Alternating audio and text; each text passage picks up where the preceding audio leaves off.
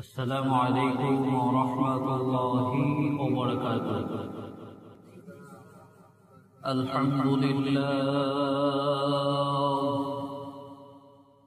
अल्हम्दुलिल्लाह नहमदुहु व नस्तईनुहु व नस्तगफिरुहु व नऊज़ु बिल्लाहि मिन शुरूरि अनफुसिना। मन यहदिहिल्लाहु फला मुदिल्ल लहु व मन युद्लिलहु फला हादिय लहु। व नशहदु अन ला इलाहा इल्लल्लाह वहदहु ला शरीक लहु।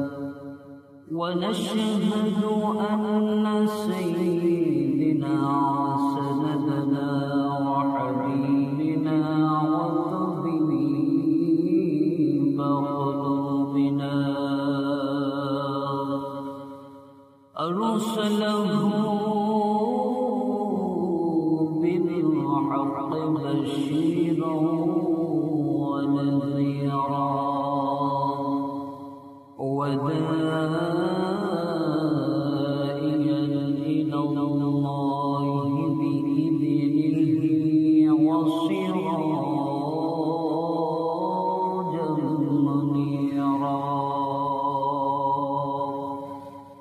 أما بعد فأعوذ بالله من الشيطان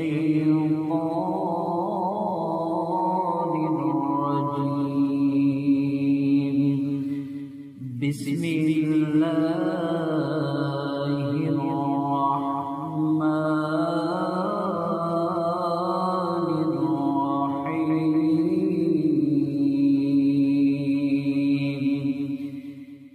يا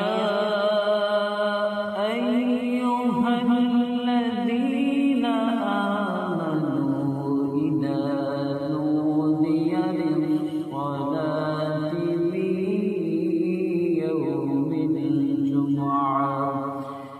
من يوم الجمعة فاسعوا إلى ذكر الله وذروا البيع ذلكم خير لكم إن كنتم تعلمون. فإذا قضيت الصلاة فانتشروا في الأرض وابتغوا من فضل الله واذكروا الله كثيرا لعلكم تفلحون. أو كما قال الله تعالى: يا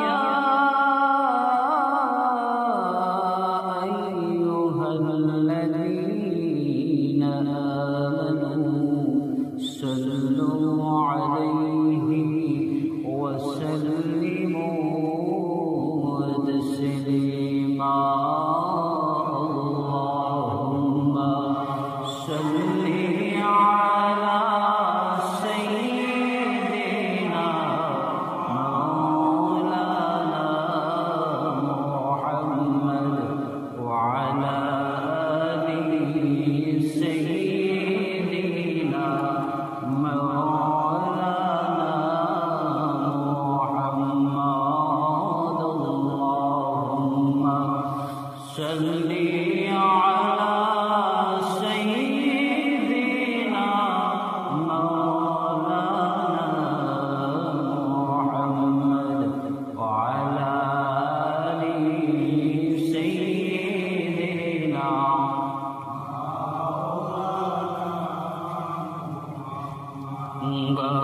गौड़े मुस्लिम गौनो नबी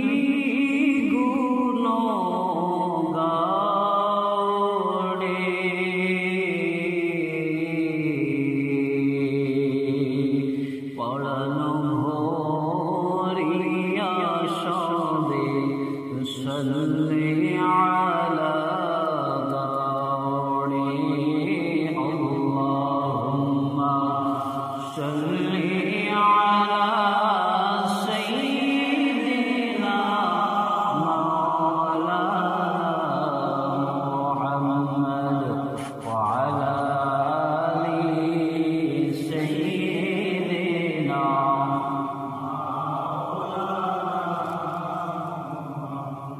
بلغ العلا بكماله كشف الدجى بجماله حسنت جميع خصاله صلوا عليه وآله دو جهانے مثال محمد جمال خدائی کمال محمد بلغ العلا بکماله کشف الدجى بجماله حسنت جميع خصاله صلوا عليه وآله মুআজ্জাজ মুহতারাম সম্মানিত মুসল্লিয়ানে কিরাম এলাকার দিনদার আল্লাহওয়ালা মুসলমান পরহেজগার ঈমানদার মুত্তাকি তাকওয়াবান আল্লাহওয়ালা মুসলমান ভাইরা আজকের জুমার দিন সময় মতো ওয়াক্ত মতো আল্লাহ সুবহানাহু ওয়া তাআলা আপনাকে আমাকে আজকের এই জুমার দিন একত্রিত হওয়ার সুযোগ করে দিয়েছেন এবং সময় মতো ওয়াক্ত মতো আল্লাহর ঘর পৃথিবীর শ্রেষ্ঠ জায়গা এই মসজিদে আসার সুযোগ করে দিয়েছেন। এই জন্য সকলেই শুকরিয়া তার আদায় করে বলি আলহামদুলিল্লাহ। আল্লাহ সুবহানাহু ওয়া তাআলার দরবারে অসংখ্য অগণিত শুকর যে আল্লাহ রাব্বুল আলামিন গত জুমা থেকে এই জুমা পর্যন্ত আল্লাহ সুবহানাহু ওয়া তাআলা আপনাকে আমাকে হায়াত দিয়ে বাঁচিয়ে রেখেছেন এবং নেক আমল করার জন্য আজকের আবার মসজিদে উপস্থিত হওয়ার সুযোগ করে দিয়েছেন। এই জন্য দিলের সমস্ত ভালোবাসা উচ্ছ্বাস করে আল্লাহ সুবহানাহু ওয়া তাআলার দরবারে সকলেই শুকরিয়া তান আরো একবার আদায় করে বলি আলহামদুলিল্লাহ। আল্লাহ সুবহানাহু ওয়া তাআলা পবিত্র কোরআনুল কারীমে সূরা জুমার 9 নম্বর আয়াতে আল্লাহ সুবহানাহু ওয়া তাআলা বললেন, ইয়া আইয়ুহাল্লাযীনা আমানু ইযা নুদিয়া লিস-সালাতি মিন-ইয়াউমিল জুমআহ। আল্লাহ সুবহানাহু ওয়া তাআলা পবিত্র কোরআনুল কারীমে 28 নম্বর পারা 62 নম্বর সূরা জুমার 9 নম্বর আয়াতে আল্লাহ সুবহানাহু ওয়া তাআলা বললেন, ইয়া আইয়ুহাল্লাযীনা আমানু, হে ইমানদারগণ, তোমরা যারা আমি আল্লাহ রাব্বুল আলামিনের প্রতি ঈমান এনেছো, তোমরা যারা আমি আল্লাহ রাব্বুল আলামিনকে বিশ্বাস করেছো, মুখে স্বীকার করেছো, অন্তরে বিশ্বাস করেছো, কাজে পরিণত করার জন্য তোমরা প্রতিজ্ঞা করেছো। ইযা নুদিয়া লিস-সালাতি মিন-ইয়াউমিল জুমআহ, যখন তোমাদেরকে জুমার নামাজের জন্য যখন আহ্বান করা হয়, মসজিদ থেকে মুয়াজ্জিন যখন হাইয়া আলাস সালাহ বলে যখন আহ্বান করেন, তখন তোমরা নুদিয়া লিস-সালাতি মিন-ইয়াউমিল জুমআহ, জুমার জন্য যখন তোমাদেরকে ডাকা হয়, আহ্বান করা হয়, তখন তোমরা সমস্ত কাজ কর্মকে বন্ধ করে একমাত্র আল্লাহ রাব্বুল আলামিনের ডাকে তোমরা সাড়া দিয়ে আল্লাহর দিকে ধাবিত হও। বলুন না সুবহানাল্লাহ। ফাসআউ ইলা যিকরিল্লাহি ওয়া যারুল বাঈদ, তোমরা একমাত্র আল্লাহর স্মরণে তোমরা ধাবিত হয়ে যাও। বাই হচ্ছে বেচা কেনা, সমস্ত ব্যবসা বাণিজ্য, সমস্ত লেনদেন বন্ধ করে তোমরা আমি আল্লাহ রাব্বুল আলামিনের জন্য সাড়া দিয়ে তোমরা মসজিদের দিকে ধাবিত হও। বলেন সুবহানাল্লাহ। যালিকুম খায়রুল লাকুম ইন কুনতুম তা'লামুন। আল্লাহ সুবহানাহু ওয়া তাআলা বললেন, যালিকুম খায়রুল লাকুম, এই কাজটাই হবে, মসজিদে যাওয়াটাই হবে তোমাদের জন্য সর্বোত্তম ইবাদত। বলেন সুবহানাল্লাহ। যালিকুম খায়রুল লাকুম ইন কুনতুম তা'লামুন, যদি তোমরা বুঝো, যদি তোমরা উপলব্ধি করো, যদি তোমরা অনুধাবন করো, যদি তোমরা বুঝতে চেষ্টা করো, যদি তোমরা তাকওয়াবান হও, পরহেজগার হও, মুত্তাকি হও, তাহলে শুধু তোমরা আল্লাহর দিকে তরা করবে সব কিছু রেখে। বলেন সুবহানাল্লাহ। এই আয়াতের ব্যাখ্যায় আল্লামা হাফেজ ইবনে কাসির রাহমাতুল্লাহি আলাইহি তাফসীরে ইবনে কাসিরের মধ্যে একখান হাদিস এনেছেন, বুখারী মুসলিমের বর্ণনায় পাওয়া যায়। হযরতে আবু হুরায়রা রাদিয়াল্লাহু তাআলা আনহু বলতেছেন, আল্লাহ রাসূল সাল্লাল্লাহু আলাইহি ওয়াসাল্লাম ইরশাদ করেছেন, পবিত্র জুমার নামাজ আল্লাহ রাব্বুল আলামিন এই জুমাকে কেন শ্রেষ্ঠত্ব দান করলেন? আল্লাহ সুবহানাহু ওয়া তাআলা এই শুক্রবার দিনকে আল্লাহ কেন এত শ্রেষ্ঠত্ব দান করলেন? এর কারণ হিসাবে সাইয়্যিদুল মুরসালিন শাফিউল নবীন রাহমাতুল লিল আলামিন সাইয়্যিদনা মুহাম্মদুর রাসূলুল্লাহ সাল্লাল্লাহু আলাইহি ওয়াসাল্লাম জানিয়ে দিয়েছেন, ও দুনিয়ার মানুষ তোমরা শোনো, আল্লাহ সুবহানাহু ওয়া তাআলা তামাম পৃথিবীকে 6 দিনে সৃষ্টি করেছেন। বলেন সুবহানাল্লাহ। আল্লাহ সুবহানাহু ওয়া তাআলা বলতেছেন, ফি সিত্তাতি আইয়ামিন, আল্লাহ সুবহানাহু ওয়া তাআলা বললেন, আমি এই দুনিয়াকে আমি 6 দিনে সৃষ্টি করেছি।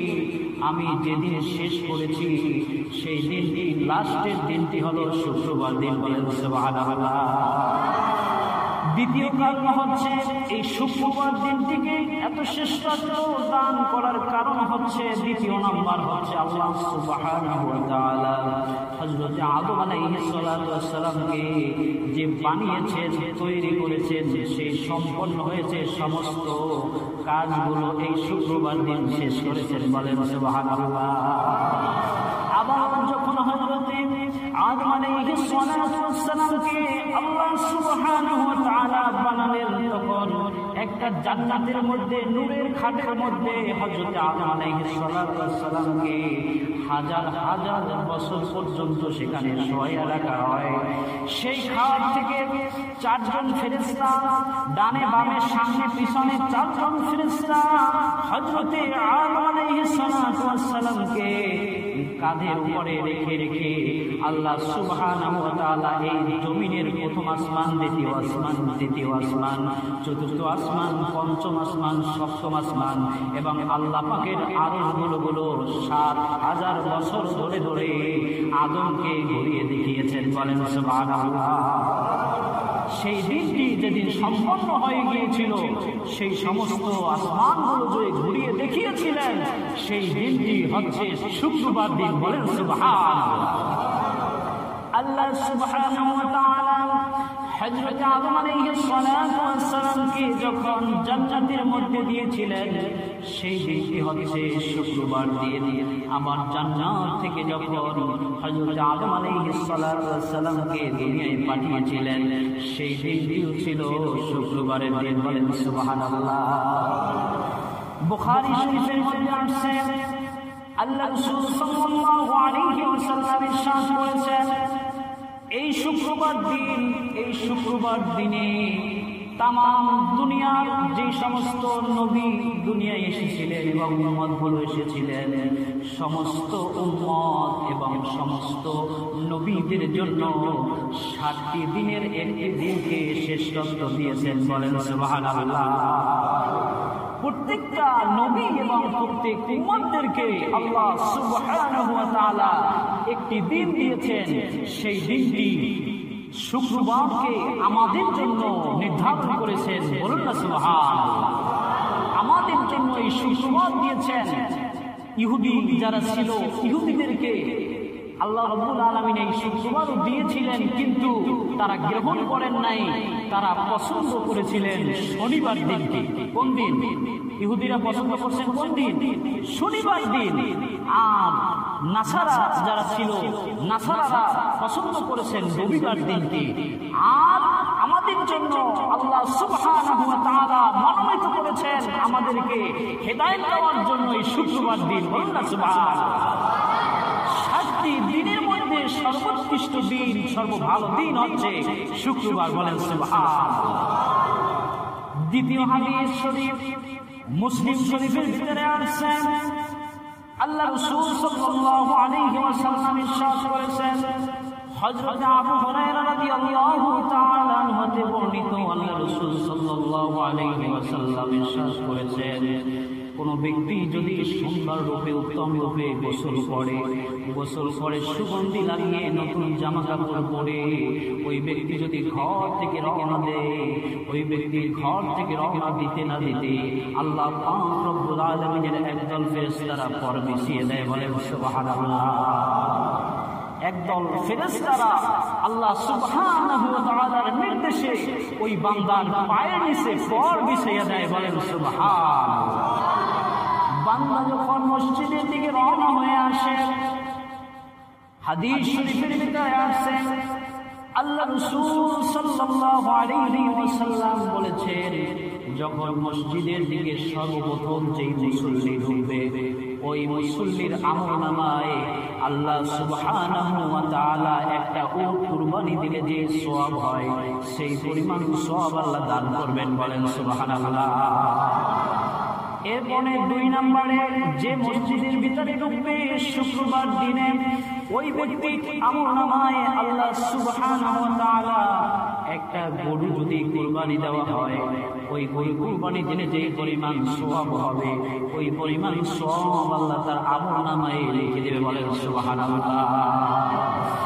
3 নম্বরে, যিনি ঢুকবেন মসজিদের ভিতরে, ওই ব্যক্তির আমলনামায় আল্লাহ সুবহানাহু ওয়া তাআলা একটা বকরি কুরবানি দিলে যে পরিমাণ সওয়াব হবে, ওই পরিমাণ সওয়াব তার আমলনামায় লিখে দেবে। বলে সুবহানাল্লাহ। 4 নম্বরে, যে ব্যক্তি ঢুকবেন, ওই ব্যক্তির আমলনামায় আল্লাহ সুবহানাহু ওয়া তাআলা একটি মুরগি জবাই করে যদি মানুষকে খাওয়ানো হয়, তাহলে যে পরিমাণ সওয়াব হতো, ওই পরিমাণ সওয়াব আল্লাহ রাব্বুল আলামিন তার আমলনামায় লিখে দেবে। বলেন সুবহানাল্লাহ। 5 নম্বরে, যে ব্যক্তি ঢুকবেন মসজিদের মধ্যে, ওই ব্যক্তির আমলনামায় আল্লাহ রাব্বুল আলামিন একটা ডিম সদকা করলে যে পরিমাণ সওয়াব হতো, সেই পরিমাণ সওয়াব আল্লাহ সুবহানাহু ওয়া তাআলা তার আমলনামায় লিখলেন। বলেন সুবহানাল্লাহ। হাদিস শরীফের ভিতরে আসছে, আল্লাহ রাসূল বলেছেন, এরকম ব্যক্তির মন হৃদয়কে আল্লাহ রাব্বুল আলামিন বুঝেন, আল্লাহ রাব্বুল আলামিন সব কিছু দেখেন। আল্লাহ সুবহানাহু ওয়া তাআলার জন্য, মসজিদের জন্য যেই ব্যক্তি ভালোবাসা থাকবে, ওই ব্যক্তির আমলনামায় আল্লাহ রাব্বুল আলামিন জুমার দিনে এমন সওয়াব দিবেন, ওই ব্যক্তির জীবনের জন্য সমস্ত গুনাহগুলো মাফ করে দেবে। বলেন সুবহানাল্লাহ। এখন এই কথা দ্বারা বুঝলাম আমরা কি দ্রুত গতিতে মসজিদে আসতে হবে। কি বলেন, ঠিক কিনা? মসজিদে জুমার দিন ঠিক মতো আসতে হবে।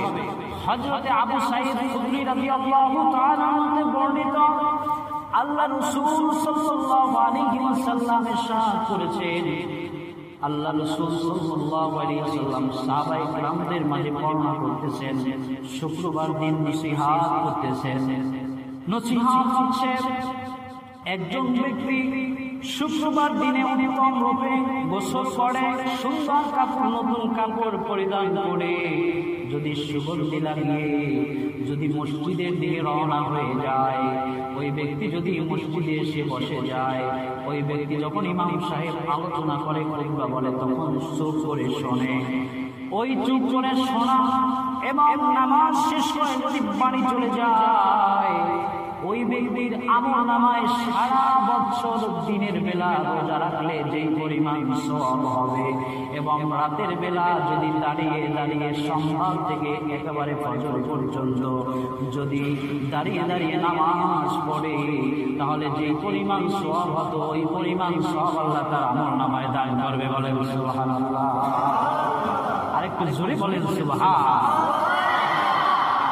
আল্লাহ রাসূল সাল্লাল্লাহু আলাইহি ওয়াসাল্লাম অন্যত্র হাদিসের ভিতরে আছে, অন্য হাদিস শরীফের ভিতরে ইরশাদ হচ্ছে, শুক্রবার দিনে জুমার দিনে এত উত্তম রূপে মানুষদেরকে ক্ষমা করে দেওয়া হয়, এবং আরাফার দিনে এই দুইটা দিনে যেরকম করে মানুষদেরকে ক্ষমা করে দেওয়া হয়, তামাম জিন্দেগীর মধ্যে এরকম আর কোনদিন ক্ষমা করে দেওয়া হয় না।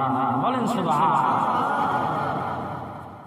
অন্যত্র হাদিস শরীফের ভিতরে আসছে, এক জুমা থেকে অপর জুমা, এক জুমার নামাজ থেকে অপর জুমার নামাজ হচ্ছে গুনাহের কাফারা। এক সপ্তাহ একজন মানুষ যেই সগীরা গুনাহগুলো করে, এই জুমার নামাজ যখন আদায় করে, জুমার নামাজ আদায় করার কারণে আল্লাহ সুবহানাহু ওয়া তাআলা জীবনের সমস্ত গুনাহগুলো মাফ করে দেয়। বলেন সুবহানাল্লাহ। আল্লাহ সুবহানাহু ওয়া তাআলা 10 নম্বর আয়াতের মধ্যে আল্লাহ উল্লেখ করলেন, فَإِذَا قُضِيَتِ الصَّلَاةُ فَانتَشِرُوا فِي الْأَرْضِ وَابْتَغُوا مِنْ فَضْلِ اللَّهِ। আল্লাহ সুবহানাহু ওয়া তাআলা 28 নম্বর পারা 62 নং সূরা জুমার মধ্যে 10 নং আয়াতের মধ্যে আল্লাহ উল্লেখ করেন, ফাইদা কুদিয়াতিস সালাতু, যখন তোমাদের নামাজ শেষ হয়ে যায়, সালাত শেষ হয়ে যায়, ফান্তাশিরু ফিল আরদ, তোমরা জমিনের মধ্যে ছড়িয়ে পড়ো, জমিনের মধ্যে ছিটিয়ে পড়ো তোমাদের রিজিক অন্বেষণের জন্য। বলেন সুবহানাল্লাহ। ওয়াবতাগু মিন ফাদলিল্লাহ, আল্লাহ সুবহানাহু ওয়া তাআলার অনুগ্রহ তোমরা তালাশ করো, আল্লাহ পাক রব্বুল আলামিনের দয়া, আল্লাহর অনুগ্রহ তোমরা তালাশ করো। বলেন সুবহানাল্লাহ। তাহলে আল্লাহ সুবহানাহু ওয়া তাআলা বললেন যে তোমরা যখন তোমাদেরকে জুমার জন্য যখন ডাকা হয়, আল্লাহ পাক রব্বুল আলামিনের ডাকে তোমরা ত্বরা হয়ে যাও, দ্রুত গতিতে আল্লাহর স্মরণে মসজিদের দিকে চলে যাও। বলেন সুবহানাল্লাহ। আল্লাহ সুবহানাহু ওয়া তাআলা বললেন, ওয়া ইযা রাআউ তিজারাতান আও লাহওয়ান ফাদু ইলাইহা ওয়া তারাকুকা কাইমা। 11 নং আয়াতে আল্লাহ রাব্বুল আলামিন বলতেছেন, ওয়া ইযা রাআউ তিজারাতান আও লাহওয়ান ফাদু ইলাইহা ওয়া তারাকুকা কাইমা। তোমরা, আল্লাহ সুবহানাহু ওয়া তাআলা বলতেছেন, তোমরা যেই ব্যবসা বাণিজ্য এবং যেই ক্রিয়া, যেই কৌতুক, যেই খেল তামাশার মধ্যে তোমরা যাচ্ছ, আল্লাহ রাব্বুল আলামিন বলতেছেন, আমার কাছে যেই ব্যবসা রয়েছে, যেই ক্রিয়া কৌতুক রয়েছে, তোমাদের চাইতে সর্বোৎকৃষ্ট। বলেন সুবহানাল্লাহ। তোমাদের কাছে যা আছে, তোমরা যেই ব্যবসার পিছনে দৌড়াচ্ছ, আর আমার কাছে যেই ব্যবসা রয়েছে, তোমাদের চাইতে আমার ব্যবসাই হচ্ছে সর্বোৎকৃষ্ট। বলুন না সুবহানাল্লাহ। আল্লাহ সুবহানাহু ওয়া তাআলা বলতেছেন যে আমার কাছে যেই ব্যবসা রয়েছে, আমার কাছে যে মূল্য রয়েছে সেই মূল্য পৃথিবীর কোনো মানুষ দিতে পারবে না। আমার কাছে যেই ব্যবসা রয়েছে, যেই লেনাদেনা রয়েছে, আমি যা তোমাদেরকে দেব পৃথিবীর মানুষ তোমাদেরকে কেউ দিতে পারবে না। বলেন সুবহানাল্লাহ। আল্লাহ সুবহানাহু ওয়া তাআলা আমাদেরকে যা দিবেন তা কোনো মানুষ দিতে পারবে না। কি পারবে না? কি বলেন? এই জন্য আল্লাহ বললেন মসজিদে নববীর মধ্যে আল্লাহ রাসূল সাল্লাল্লাহু আলাইহি ওয়াসাল্লাম যখন খুতবা দিচ্ছিলেন, যখন নসিহত করতেছিলেন, ওই সময় মদিনায়, ওই সময় আরবদের মদিনার বাজারে যখন ব্যবসায়ীরা চলে আসলো, তখন ওই মসজিদে নববী থেকে আল্লাহ রাসূল সাল্লাল্লাহু আলাইহি ওয়াসাল্লামকে রেখে কিছু সংখ্যক সাহাবীরা ব্যতীত সমস্ত সাহাবায়ে কেরামরা ওই মদিনার বাজারের মধ্যে চলে গিয়েছিল। আল্লাহ রাসূলকে রেখে এরকম শুক্রবার দিনে সমস্ত সাহাবায়ে কেরামরা চলে গিয়েছিল। ওই সময় একজন সাহাবী, উনি তখনও ইসলাম গ্রহণ করেন নাই, তো ওই ব্যক্তি বললেন মদিনার মধ্যে যে সমস্ত ব্যবসায়ীরা আসতেন মদিনার বাজারে, মদিনা শরীফের বাজারে, ওই সময় হযরত রাসূলুল্লাহ সাল্লাল্লাহু আলাইহি ওয়াসাল্লামের জমানায় যে সমস্ত ব্যবসায়ীরা আসতেন, ওই ব্যবসায়ীরা আসলে একজন ব্যক্তি ঢোল বাজিয়ে দিতেন, মানে ওয়ার্নিং দিতেন, সমস্ত মানুষগুলো সজাগ হয়ে যেত যে আমাদের বাজারে ব্যবসায়ী এসেছে বাণিজ্যের জন্য, ব্যবসার জন্য, তোমরা কে কোথায় আছো, তোমরা ঘরে আর থেকো না, তোমরা বাজারের দিকে আসো। এরকম একটা কি করতো, এরকম একটা ঢোল বাজিয়ে একটা ওয়ার্নিং দিয়ে দিত। তখন আল্লাহ সুবহানাহু ওয়া তাআলা এই আয়াত নাযিল করলেন যে তোমরা আমার রাসূল, আমার প্রিয় দোস্ত, আমার হাবিব হযরতে মুহাম্মদুর রাসূলুল্লাহ সাল্লাল্লাহু আলাইহি ওয়াসাল্লামকে রেখে তোমরা যে মদিনার বাজারে গিয়েছিলে ব্যবসার জন্য, ওই ব্যবসার চাইতে ভালো ব্যবসা আমি আল্লাহ সুবহানাহু ওয়া তাআলার কাছে আছে। বলুন না সুবহানাল্লাহ। বলতেছেন ওয়াইদা ওয়াতিজাতান আও লাহওয়ান ফাদু ইলাইহা তারাকুকা কাইমান কুল মা ইনদাল্লাহি খায়রুম মিনাল লাহওয়ি ওয়া মিনাত তিজারা ওয়াল্লাহু খায়রুর রাযিকিন। আল্লাহ সুবহানাহু ওয়া তাআলা বলেন, কুল, হে আমার দোস্ত, হে আমার নবী, আপনি বলে দিন সমস্ত সাহাবায়ে কেরামরা যদি আপনাকে ছেড়ে চলে যায় তাতে অসুবিধা নেই। আপনি বলে দিন আল্লাহ সুবহানাহু ওয়া তাআলার কাছে যেই ব্যবসা রয়েছে তা ওদের কাছে নাই। বলেন সুবহানাল্লাহ। যেই মদিনার বাজারে যেই ব্যবসায়ীরা এসেছে যেই মাল নিয়ে, ওই মালের যে মূল্য, আর আমি আল্লাহ রাব্বুল আলামিন তোমরা যে মসজিদে এসেছো, তোমরা যে আমার স্মরণে ধাবিত হয়েছো, আমার আহ্বানে তোমরা ধাবিত হয়েছো, তোমাদেরকে আমি যা দেব পৃথিবীর সমস্ত মালের চাইতে, সমস্ত দামি জিনিসের চাইতেও আমার জিনিসটা হচ্ছে সব চাইতে বড়। বলুন না সুবহানাল্লাহ। এই জন্যই হাদিসের ব্যাখ্যার মধ্যে বলা হয়েছে, আল্লামা ইবনে কাসির রাহমাতুল্লাহি আলাইহি দুইটা হাদিস টেনেছেন, মুসলিম শরীফের হাদিসের মধ্যে আছে, তোমরা যখন নামাজের মধ্যে দাঁড়িয়ে যাও তোমাদের নামাজটা যেন ধীরস্থিরভাবে হয়। মসজিদের ভিতরে যখন মানুষ ঢুকবে, তখন মসজিদে ঢুকলে মানুষের হৃদয়টা যাবে নরম হয়ে। কি বলেন ঠিক কিনা?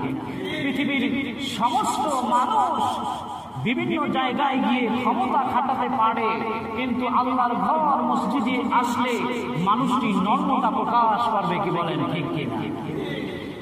আল্লাহ সুবহানাহু ওয়া তাআলাকে অনুনয়ের সাথে, বিনয়ের সাথে যখন একজন বান্দা যখন সিজদা করবে, হযরতে ঈসা আলাইহিস সালাতু ওয়াস সালামের জামানায় একটা ঘটনা হয়েছিল। নামাজের জন্য যখন বেল বাজালো, ওয়ার্নিং দিল, তখন হযরতে ঈসা আলাইহিস সালাতু ওয়াস সালামের জামানার একজন মহিলা জোহরের নামাজের সময় ছিল, তখন উনি রুটি বেলছিলেন, রুটি বানাচ্ছিলেন।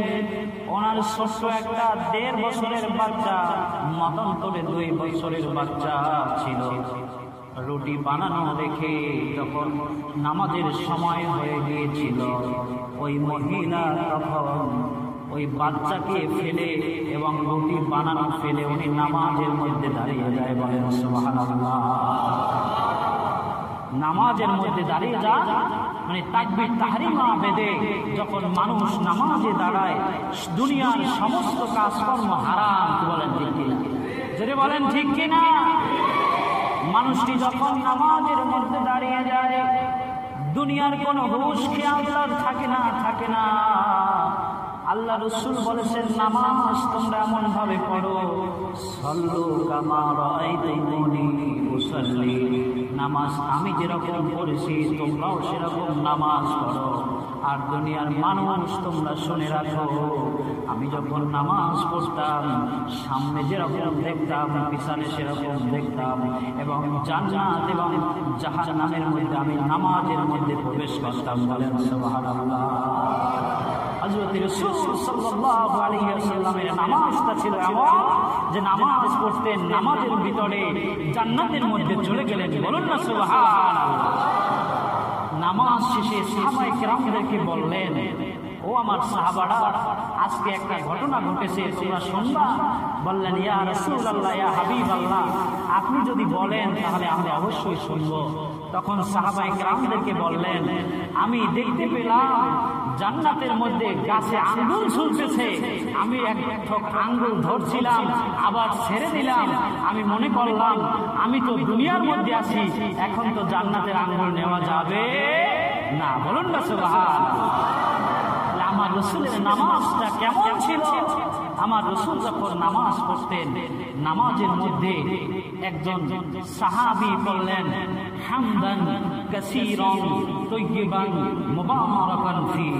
যখন রুকু দিলেন, রুকুর থেকে যখন সামিআ আল্লাহু লিমান হামিদা পড়লেন, রব্বানা লাকাল হামদ, মুসল্লি পড়ে নিলেন, হামদান কাসীরান তাইয়িবান মুবারাকান ফি।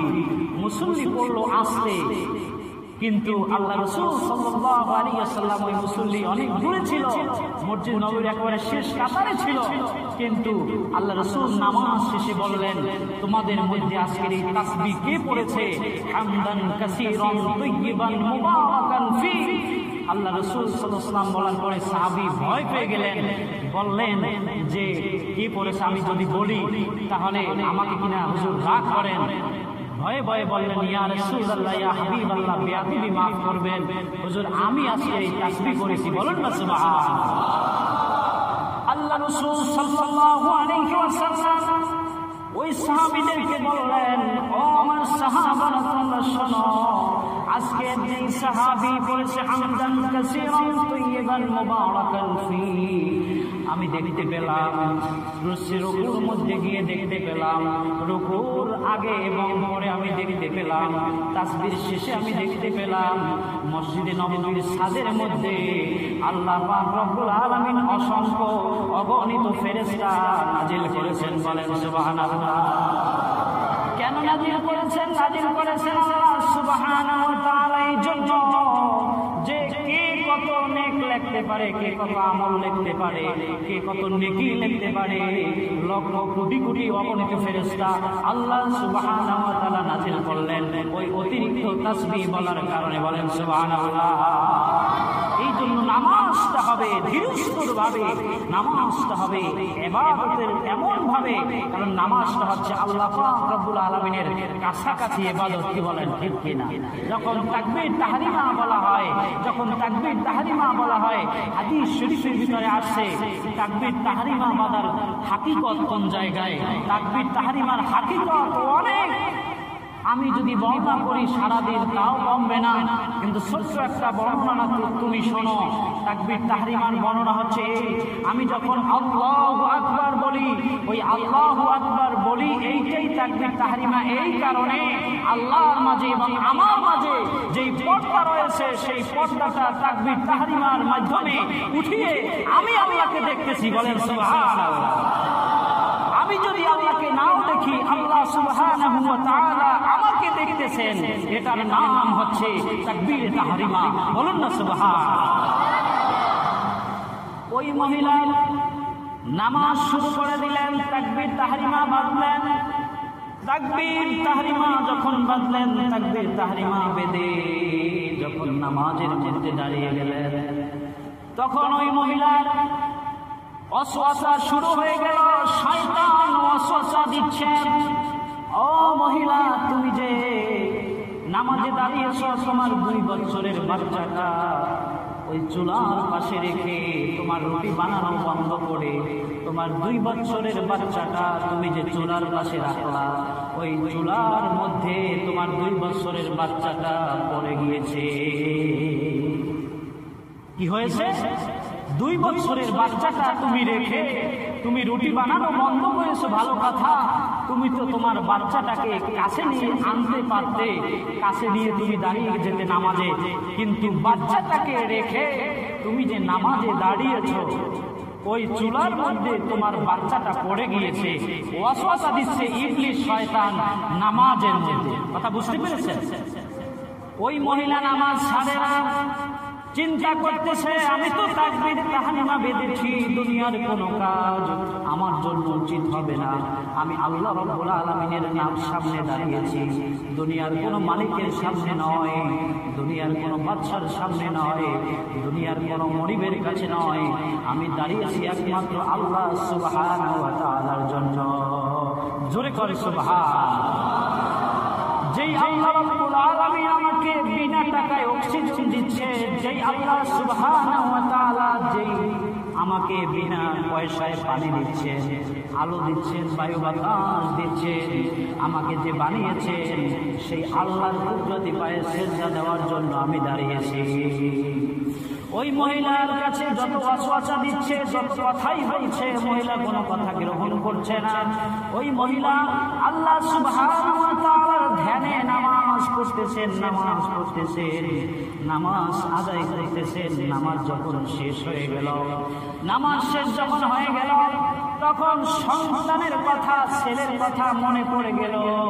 চুলার মধ্যে এসে দেখতে পেলেন ওই সন্তান ঠিকই চুলার মধ্যে পড়ে গিয়েছে, কিন্তু সন্তান একটা রুটি নিয়ে ওই চুলার মধ্যে খেলা করতেছে। বলেন সুবহানাল্লাহ। সন্তান চুলার মধ্যে খেলা করতেছে, সন্তানটা উল্লু না। বলুন না সুবহানাল্লাহ। ওই জমানার পয়গম্বর ছিল হযরতে ঈসা আলাইহিস সালাতু ওয়াস সালাম। পয়গম্বর কে ছিলেন? হযরতে ঈসা আলাইহিস সালাতু ওয়াস সালাম ছিলেন ওই জমানার পয়গম্বর। হযরতে ঈসা আলাইহিস সালাতু ওয়াস সালাম যখন শুনতে পেলেন যে জমানার মধ্যে এরকম একটা ঘটনা ঘটে গিয়েছে, এই ঘটনা শুনে হযরতে ঈসা আলাইহিস সালাতু ওয়াস সালাম তাকে ডাকলেন। ডাকার পরে মহিলাকে বললেন, ও মহিলা, তুমি কি আমল করো? কোন আমলের কারণে আল্লাহ সুবহানাহু ওয়া তাআলা তোমার সন্তানকে আগুনের মধ্যে পোড়ায় নাই?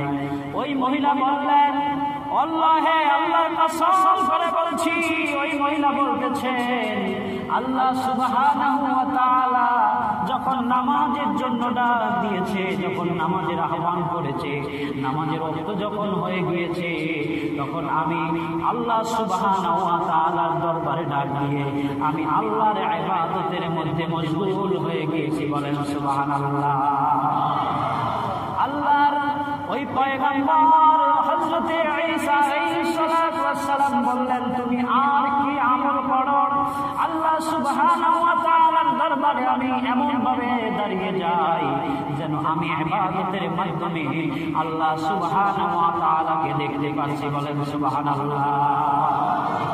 ভাইরা আমার, বন্ধুরা আমার, বাবাজিরা আমার, দ্বিতীয় নম্বর কাজ হচ্ছে ওই মহিলা হযরত ঈসা আলাইহিস সালাতু ওয়াস সালামকে বলতেছেন, ও জামানার পয়গম্বর হযরত ঈসা, আপনি শুনে রাখুন, জেনে রাখুন, আল্লাহর ডাক যখন আসে তখন আমি দুনিয়ার সমস্ত কাজ ভুলে যাই, আমি একমাত্র আল্লাহর দিকে ধাবিত হয়ে যাই। বলেন সুবহানাল্লাহ। এরপরে তৃতীয় নাম্বার হচ্ছে ওই মহিলা বললেন, দুনিয়ার মধ্যে যত অত্যাচারী আছে, আমার মহল্লার মধ্যে যত অত্যাচারী আছে, আমাকে যেভাবে অত্যাচার করুক না কেন, আমি সমস্ত অত্যাচারগুলো মৃত মানুষের মতো সহ্য করে যাই। বলেন সুবহানাল্লাহ। এলাকার মানুষই যত অত্যাচার করুক না কেন, যত গাইল কামান দেখ না কেন, সমস্ত অত্যাচার, সমস্ত কথাগুলো মৃত মানুষের মতো সহ্য করে যায়। বলুন না সুবহানাল্লাহ।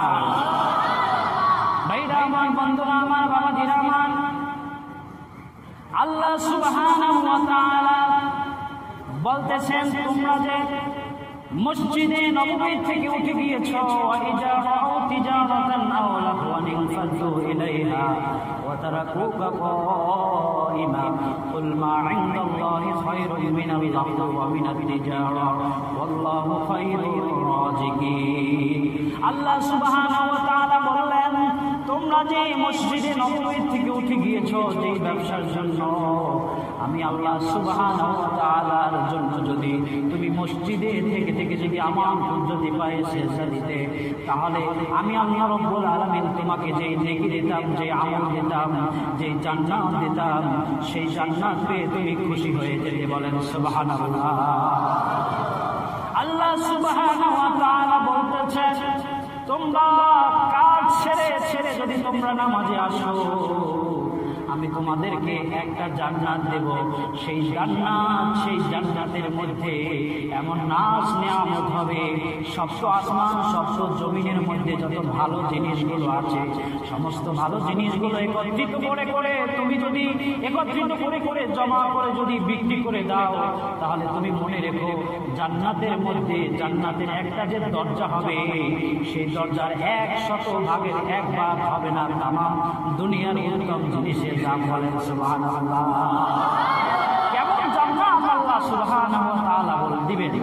আল্লাহ সুবহানাহু ওয়া তাআলা সূরা মুনাফিকুনের মধ্যে বললেন, ইয়া আইয়ুহাল্লাযীনা আমানু লা তুলহিকুম আমওয়ালুকুম ওয়ালা আওলাদুকুম আন যিকরিল্লাহ ওয়া মান ইয়াফআল যালিকা ফাউলাইকা হুমুল খাসিরুন। বলেন আল্লাহু আকবার। আল্লাহ সুবহানাহু ওয়া তাআলা বললেন, হে ইমানদারগণ, তোমরা যারা আমি আল্লাহ সুবহানাহু ওয়া তাআলার প্রতি ঈমান এনেছো, আমাকে যারা বিশ্বাস করেছো, তোমরা যারা সমস্ত আমার হুকুমগুলো মানার জন্য প্রতিজ্ঞা করেছো, লা তুলহিকুম আমওয়ালুকুম ওয়ালা আওলাদুকুম, তোমরা আমি আল্লাহ রাব্বুল আলামিনকে ভুলে গিয়েও না। তোমরা তোমাদের ধন সম্পদ, টাকা পয়সা, জায়গা জমি, সন্তান সন্ততি, তোমরা এই দুনিয়ার প্রতি, দুনিয়ার মোহে, দুনিয়ার মায়ায় পড়ে, দুনিয়ার ভালোবাসায় পড়ে তোমরা আমি আল্লাহ সুবহানাহু ওয়া তাআলাকে ভুলে গিয়েও না। তোমরা যদি ভুলে যাও, উলাইকা হুমুল খাসিরুন। আল্লাহ সুবহানাহু ওয়া তাআলা বললেন, তোমরা যদি আমাকে ভুলে যাও, তোমাদের সন্তানের মায়ায় পড়ে যাও, দুনিয়ার মায়ায় পড়ে যাও, আল্লাহকে যদি ভুলে যাও, তাহলে ফাউলাইকা হুমুল খাসিরুন। আল্লাহ বলতেছেন, তোমরা ক্ষতিগ্রস্ত হয়ে যাবে। তোমরা আমাকে যদি ভুলে যাও, তোমরা কেমন ক্ষতিগ্রস্ত হয়ে যাবে? আল্লাহ বলতেছেন, তোমরা নেকের ক্ষতি হবে, আমলের ক্ষতি হবে, আমলের ধ্বংস হবে, নেক আমলের ধ্বংস হবে। তোমরা যদি নামাজ থেকে পৃথক হয়ে যাও, আমার হুকুম থেকে পৃথক হয়ে যাও, তোমরা আমি আল্লাহ সুবহানাহু ওয়া তাআলার জান্নাত থেকে পৃথক হয়ে যাবে। কোথায় থেকে? জান্নাত থেকে পৃথক হয়ে যাবে। উলাইকা হুমুল খাসিরুন, তোমরা ক্ষতিগ্রস্ত হয়ে যাবে। আল্লাহ রাসূল বলেছেন, হাফেজ ইবনে কাসির রাহমাতুল্লাহি আলাইহি এই আয়াতের তাফসীর ব্যাখ্যায় বলেছেন যে মানুষগুলো ক্ষতিগ্রস্ত হবে কিসের ক্ষতি? নেক আমলের ক্ষতি। একজন মানুষ নামাজে এসে আজকে জুমা এসে আজকের জুমার নামাজ পড়তে এসে যে আমল করেছে, যে আমল পেয়েছে, নেকি পাবে পেয়েছে, গুনাহ মাফ হয়েছে, সেই আমলগুলো আল্লাহ সুবহানাহু ওয়া তাআলা যে আসে নাই তাকে দিবে না। কি বলেন, দিবে না? কি দিবে না? কঠিন কালেও দিবে না।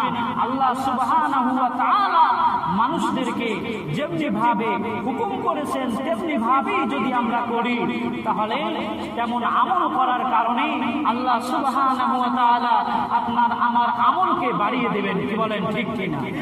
আমলি জিন্দেগি গঠন করার কারণে আল্লাহ সুবহানাহু ওয়া তাআলার হুকুমগুলো মানার কারণে নিজের ভিতরে একটা তাকওয়া হয়ে যায়, মানে আল্লাহ ভীতি হয়ে যায়, খোদা ভীতি অর্জন হয়ে যায়। আল্লাহর ভয় ভিতরে ঢুকে, আল্লাহর ভয় যদি ভিতরে ঢুকে তাহলে সেই মানুষটি কঠিন কালেও সে গুনাহ করতে পারে না। আপনারা শাহজালাল ইয়ামিনী রহমাতুল্লাহ আলাইহির নাম শুনেছেন? হযরত শাহজালাল ইয়ামিনীর নাম শুনেছেন?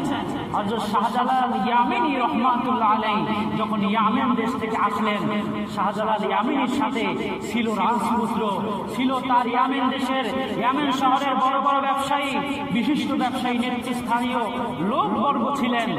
তখন শাহজালাল ইয়ামিনী রহমাতুল্লাহ আলাইহিকে আল্লামা শেখ ফরিদ আউলিয়া রহমাতুল্লাহ আলাইহি একখানা চিঠি পাঠালেন তার মুরিদের মাধ্যমে। রেহলাতে বুতুতা কিতাবের ভিতরে ঘটনাটি আসছে। চিঠি পাঠালেন, খাদেম সাহেব এসে শাহজালাল ইয়ামিনী রহমাতুল্লাহ আলাইহিকে বললেন, হুজুর আপনাকে আমার পীর সাহেব একখানা চিঠি পাঠিয়েছেন, এই চিঠি নিন। চিঠি পরে দেখতে পাইলেন যে চিঠির মধ্যে লেখা, হে শাহজালাল ইয়ামিনী রহমাতুল্লাহ আলাইহি, তুমি এসেছো ইয়ামেনের সমস্ত ব্যবসায়ীদেরকে নিয়ে, ইয়ামেনের বড় বড় রাজপুত্রদেরকে নিয়ে, তুমি নেতৃস্থানীদেরকে নিয়ে এসেছো। তুমি মনে হয় দুনিয়ার প্রতি লোভে মায়ায় পতিত হয়ে গিয়েছো। এই চিঠি পড়লেন। চিঠি পড়ার পরে চিঠিটা রেখে দিলেন। খাদেমকে বললেন যে আপনি একটু অপেক্ষা করুন, আমি আপনার পীরকে আমি কিছু হাদিয়া দেব। বলেন না সুবহানাল্লাহ। হাদিয়া দেওয়া কি সুন্নাত? হাদিয়া দেওয়া কি সুন্নাত? দেওয়াও সুন্নাত, নেওয়াও সুন্নাত। বলেন না সুবহানাল্লাহ। বললেন শাহজালাল ইয়ামিনী রহমাতুল্লাহ আলাইহি, আমি আপনার পীরকে আমি কিছু হাদিয়া দেব। বললেন যে ঠিক আছে, আমি অপেক্ষা করতেছি। মেহমানখানায় সেই খাদেম অপেক্ষা করলেন। আল্লামা শাহজালাল ইয়ামিনী রহমাতুল্লাহ আলাইহি হাদিয়া দিলেন কি? হাদিয়া দিলেন তুলা এবং আগুনের জ্বলন্ত কয়লা, টকটকে লাল কয়লা দিয়ে দিলেন নিচে, উপরে দিলেন সাদা তুলা। বলুন না সুবহানাল্লাহ। শাহজালাল ইয়ামিনী রহমাতুল্লাহ আলাইহি নিচে দিলেন আগুনের জ্বলন্ত কয়লা, উপরে দিলেন তুলো। উপরে তুলো এবং নিচে কয়লা যদি দেন তাহলে ওই আগুনের তাপে কিন্তু তুলা জ্বলে যাওয়ার কথা। কি বলেন, জ্বলে যাওয়ার কথা না? শাহজালাল ইয়ামিনী রহমাতুল্লাহ আলাইহি নিচে জ্বলন্ত কয়লা, উপরে তুলো দিয়ে দিলেন, প্যাকেট করে সুন্দরভাবে খাদেমের কাছে দিয়ে দিলেন। খাদেমের কাছে নিয়ে যখন দিলেন, যে বললেন এইটা নিয়ে শেখ ফরিদ আউলিয়া রহমাতুল্লাহ আলাইহিকে দিলেন। শেখ ফরিদ আউলিয়া রহমাতুল্লাহ আলাইহির কাছে নিয়ে যখন এই গিফট বক্স দিলেন, যখন হাদিয়া দিয়ে দিলেন, তখন শেখ ফরিদ আউলিয়া রহমাতুল্লাহ আলাইহি তিনি খুলে দেখতে পেলেন উপরে হচ্ছে তুলো আর নিচে হচ্ছে জ্বলন্ত আগুনের কয়লা। বলুন না সুবহানাল্লাহ। নিচে আগুনের কয়লা আর উপরে তুলা। এই দিয়ে কি বুঝালেন? বললেন শাহজালাল ইয়ামিনী রহমাতুল্লাহ আলাইহি, ও শেখ ফরিদ আউলিয়া রহমাতুল্লাহ আলাইহি, তুমি তো বুঝেছো আমাকে মনে হয় এই দুনিয়ার আগুনে জ্বালিয়ে ছারখার করে দিয়েছে। তুমি বুঝেছো মনে হয় আমি দুনিয়াকে মহব্বত করেছি, আমি দুনিয়ার জন্য মনে হয় আমার জীবনকে বিলিয়ে দিয়েছি।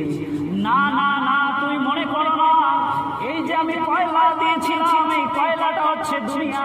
তামাম দুনিয়ার লোক লালসা মায়া মহব্বত আমি এই যে তুলা, এই তুলা হচ্ছে আমি শাহজালাল ইয়ামিনী রহমাতুল্লাহি আলাইহি। এই শাহজালাল ইয়ামিনী বুঝাচ্ছেন এই দুনিয়ার আগুন আমি শাহজালালকে স্পর্শ করতে পারে নাই। জোরে কন্যা সুবহানাল্লাহ। ওই যে তুলো নিয়ে দিলেন এবং আগুনের কয়লা দিলেন, ওই আগুনের কয়লা আর তুলা, তুলা একটু উপরে নাই, আগুন তুলাকে স্পর্শ করে নাই। কারণ আগুন হচ্ছে আল্লাহর মাখলুক আর শাহজালাল ইয়ামিনী রাহমাতুল্লাহি আলাইহি হচ্ছেন আল্লাহ পাক রব্বুল আলামিনের মাখলুক। সে বলছে আগুন আমি উপরে তুলো দিয়ে দিলাম, আমি শাহজালাল বলছি আল্লাহর হুকুমে তুমি এই আগুন জ্বলো না। বলুন না সুবহানাল্লাহ। ওলিদের কারামত এই যে সিলহেড, সিলহেড, এই সিলহেড তো আসলে আগে সিলহেড ছিল না। শাহজালাল মুজাদ্দিদ ইয়ামিনী রাহমাতুল্লাহ আলাইহি যখন আসলেন, আসার পরে যখন গৌর গোবিন্দ যখন তাকে এরকম আটকে দিয়েছিলেন, ওই সিলেট দিয়া বিশাল সিলেটের পাহাড় দিয়া মানে পাথরের পাহাড় বানিয়ে দিয়েছিলেন যেন সে না যেতে পারে কোথাও। হযরতে শাহজালাল ইয়ামিনী রাহমাতুল্লাহ আলাইহি বলেছিলেন, ও পাথর তুমিও আল্লাহর মাখলুক আর আমিও আল্লাহর মাখলুক। সিল হট, সিল মানে শট, মানে হট মানে কি পাথর। তাহলে বললেন সিল হট, এই পাথরগুলো সরে যাও। বলুন না সুবহানাল্লাহ। আপনার এই যে খান জাহান আলী যে বাগেরহাটে ৬০ গম্বুজ এই যে মসজিদ, ৬০টা যে গম্বুজ, এই যে পাথরগুলো কিভাবে এনেছিলেন, কিভাবে নিয়েছিলেন সিলেট থেকে, পাথরগুলো নদীতে ভাসিয়ে দিলেন। বললেন আমিও হচ্ছি আল্লাহর মাখলুক আর পাথর তুমি হচ্ছ আল্লাহর মাখলুক। আমার বাগেরহাট আমি যেখানে মসজিদ করব সেখানে গিয়ে উপস্থিত হয়ে যাও। এই পাথরগুলো এরকম ভোলার মতো বেশে বেশে, কলা গাছের মতো বেশে বেশে বাগেরহাট পৌঁছলেন। বলুন না সুবহানাল্লাহ। তাহলে এরকম যে ওলি হয়েছেন, এই ওলি হওয়ার পিছনে তাদের রয়েছে আমল। আল্লাহ পাক রব্বুল আলামিনের হুকুম তারা মেনেছে, রাসূলের সুন্নাহ অনুযায়ী তাদের জীবনকে গঠন করেছে। আজকে অগণিত মানুষ তাদেরকে স্মরণ করে, কি বলেন ঠিক কিনা? তাদের প্রতি ফাতিহা শরীফ পড়ে, এরকম কিয়ামত পর্যন্ত তাদেরকে স্মরণ করবে, কি বলেন ঠিক কিনা? আল্লাহ সুবহানাহু ওয়া তাআলার হুকুমগুলো আল্লাহ পাক আমাদের মানার তৌফিক দান করুক। সকলে বলেন আমিন।